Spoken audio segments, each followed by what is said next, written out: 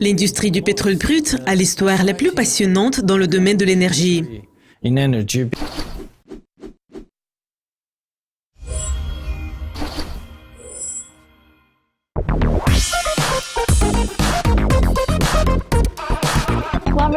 Robin, bienvenue dans notre studio de Genève. Merci. Tout d'abord, nous allons parler de l'état de l'économie mondiale de l'énergie. Donc, pourriez-vous nous expliquer quel est l'état de l'économie de l'énergie pour le moment? Nous n'avons pas observé la hausse prévue des énergies renouvelables au cours de ces quelques dernières décennies. Mais apparemment, les énergies renouvelables deviennent de plus en plus importantes. Bien que les énergies renouvelables ne représentent que 3 à 4% de la consommation d'énergie mondiale, l'année dernière, la croissance de la consommation d'énergie a été satisfaite en grande partie par les énergies renouvelables. Il s'agit de près d'un tiers de la croissance. En même temps, la consommation de charbon a commencé à diminuer et cette source d'énergie devient moins importante. Cela reflète deux changements structurels importants dans le secteur de l'énergie.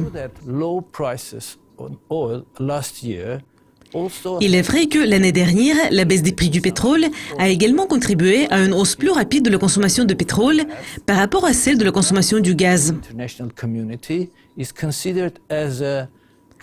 Et dans la communauté internationale, le gaz est considéré comme l'hydrocarbure la plus propre. Et donc, cette source d'énergie est considérée comme transitoire. Entre-temps, une combinaison des méthodes améliorées de production et de consommation d'hydrocarbures traditionnels et le changement technologique dans l'utilisation de ces hydrocarbures, par exemple la hausse de la production de voitures électriques et le développement des autres méthodes telles que des maisons intelligentes, etc. Donc tout cela va aider à réduire la consommation d'énergie pour chaque unité de revenu national.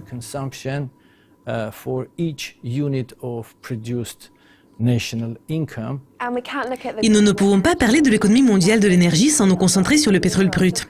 Pourriez-vous faire un aperçu rapide des changements des prix sur le marché du pétrole brut? Quel impact ces changements pourraient-ils avoir sur le reste de l'économie mondiale de l'énergie? L'industrie du pétrole brut a l'histoire la plus passionnante dans le domaine de l'énergie. Sur le graphique, nous observons l'évolution des prix du pétrole depuis l'année 1960. Et nous voyons de différents régimes de prix.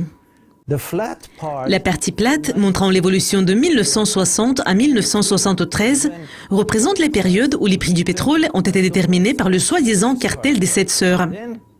Ensuite, il y a eu les révolutions des prix du pétrole de l'OPEP. Puis en 1986, la décision de l'OPEP d'abandonner les stratégies de contrôle de la production. Et les prix se sont effondrés pour la première fois en 1986. La même décision a été prise par l'OPEP en 2014. Et les prix ont chuté de 100 à 50 $ le baril. Le marché du pétrole brut est devenu un marché mondialisé. Les prix sont actuellement déterminés sur le marché à terme. Les critères de référence sont les principaux prix selon lesquels tous les prix du pétrole brut sont déterminés. Donc, ces prix sont volatiles. Les prix connaissent des mouvements et toutes ces techniques de gestion des risques liés au prix des contrats à terme aident les commerçants et les producteurs de pétrole à transporter le pétrole des endroits où il est produit vers les endroits où il est consommé. Après les décisions de l'OPEP d'abandonner les stratégies de gestion de l'offre visant les prix se sont effondrés à nouveau, ayant chuté de 100 à 50 $ le baril. Et maintenant, les prix fluctuent autour du niveau de 50 $ le baril.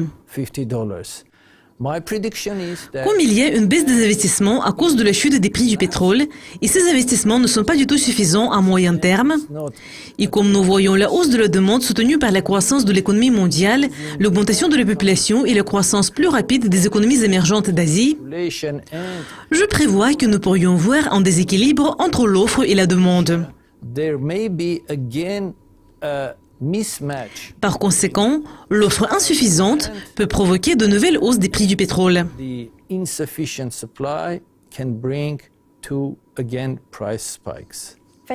Aujourd'hui, nous sommes à Genève, en Suisse. Pourriez-vous parler de l'avenir de l'économie de l'énergie et des prix de l'énergie à Genève, en Suisse? La Suisse est un centre mondial important du commerce des matières premières.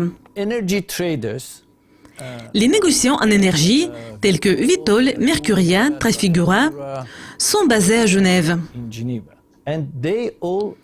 Et ils travaillent tous d'ici en transportant le pétrole brut partout dans le monde.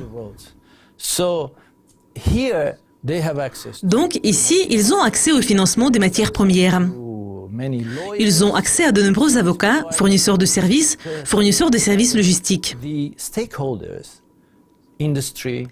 Les parties prenantes, les régulateurs de l'industrie et la société civile devraient communiquer entre eux de manière très pragmatique et informative. Récemment, j'ai lu des nouvelles dans le journal Les Tribunes de Genève sur Paradise Papers. Une assez grande ONG qui s'appelait auparavant la Déclaration de Berne et qui est actuellement appelée Public Eye, c'est une organisation importante dans le secteur des matières premières. Donc, cette organisation critiquait les négociants en carburant sur leurs pratiques. La critique de la société civile est importante pour améliorer la performance de l'industrie. Cependant, l'industrie a parfois le droit de répondre à cette critique si l'information dont la société dispose n'est pas correcte. Et c'est ce que j'ai vu dans les tribunes de Genève. D'abord, le journal a publié les critiques de Public Eye en matière des opérations de Vitol au Nigeria, si je ne me trompe pas. Et puis, Vitol lui a répondu que les informations n'étaient pas correctes. Et cela a également été publié dans la presse. Et puis, j'ai visité le site internet de Public Eye. Et j'ai vu qu'il avait supprimé cette critique de son site.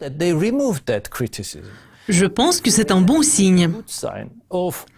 Et bien qu'il n'abandonne pas ses principes, si les informations publiées ne correspondent pas à la réalité, il accepte ce fait. Et cela est également le cas de l'industrie. Si l'industrie a tort, elle devrait l'accepter et améliorer ses performances. Les réglementations des autorités réglementaires suisses doivent être conformes aux réglementations des principaux centres du commerce de matières premières et du commerce d'énergie, tels que ceux du Royaume-Uni et des États-Unis. Cette cohérence est importante pour diminuer le coût des opérations de l'industrie. Merci beaucoup de votre participation et de vos commentaires. C'est un plaisir, merci à vous. C'est tout pour aujourd'hui, mais nous voudrions découvrir si vous avez aimé cette interview. Donc n'hésitez pas à laisser vos likes et vos commentaires sur dukascopy.tv.